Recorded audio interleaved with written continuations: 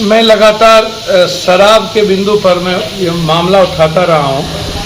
सरकार की नीति, जो मुख्यमंत्री जी की जो सबसे महत्वाकांक्षी निर्णय है आम आदमी के जीवन को बेहतर बनाने की, जिसमें शराब नीति सही माने में यह बेहतर नीति थी, लेकिन हमने कभी भी बार बार हमने इस पे मूल्यांकन नहीं हम कर पाए कि क्या स्थिति है, क्या इस पर हम कर सकते हैं या नहीं।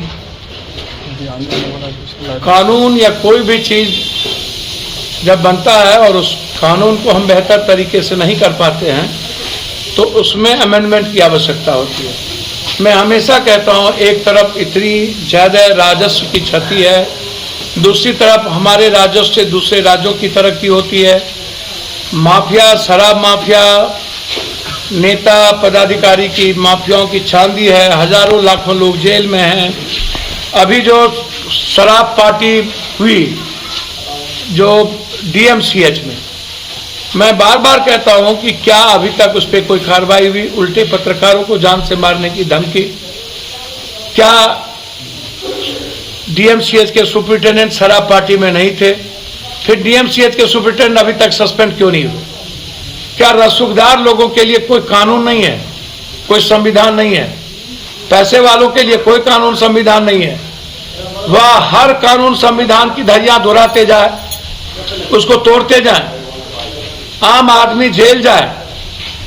मैं बार बार कहता हूं, यदि डॉक्टर्स और अन्य लोगों के लिए कानून नहीं है तो फिर आम आदमी को जेल में शराब के नाम पर, पीने के नाम पर, बेचने के नाम पर क्यों बंद रखा गया? जो घटना घटित हुई है बेगूसराय में, सब इंस्पेक्टर को शराब माफियाओं ने गाड़ी से कहा के रौंद के मार दिया। क्या उसे फांसी नहीं मिलनी चाहिए? क्या उसके घर पर बुलडोजर नहीं चढ़नी चाहिए? क्या उसकी अविलंब गिरफ्तारी नहीं होनी चाहिए? और इतना बड़ा दुस्साहस जिस तरीके से बेगूसराय की घटना को किया गया, मेरा मानना है कि यह हमारे सरकार पर सवाल खड़ा करता है। क्या कारण है कि इन दुशासनों के भीतर डर खत्म हो गया है? इनके भीतर कानून का डर नहीं है, खौफ नहीं है। सरकार क्या हमारी इसको इम्प्लीमेंट कराना चाहती है? मैं चाहता हूं कि इस घटना में अविलंब जांच हो और जो लोग इन्वॉल्व हैं उस पर अविलंब कार्रवाई हो। चाहे डीएमसीएच के सुपरिटेंडेंट हो, उस पर भी कार्रवाई हो। चाहे बेगूसराय में जो भी इस माफिया इसमें लंबित हो, उस पर भी कार्रवाई हो। अविलंब एसपीडी ट्रायल करके उसमें सजा दी जाए।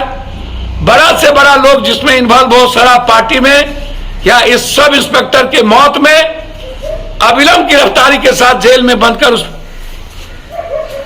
न्याय मिले उस परिवार को। धन्यवाद। पैनोरमा ग्रुप, जो सोचता है वो करता है। ये लो, मुंह मीठा करो। आज मैंने अपना जॉब छोड़ दिया, अब हम पूर्णिया वापस जाएंगे। जॉब छोड़ दिया है? मतलब ये घर कैसे चलेगा? हम करेंगे क्या? और माँ बाबूजी क्या बोलेंगे? इसलिए मैं एक और मिठाई का डब्बा लाया। अपने बिजनेस के लिए लोन अप्रूव हो गया।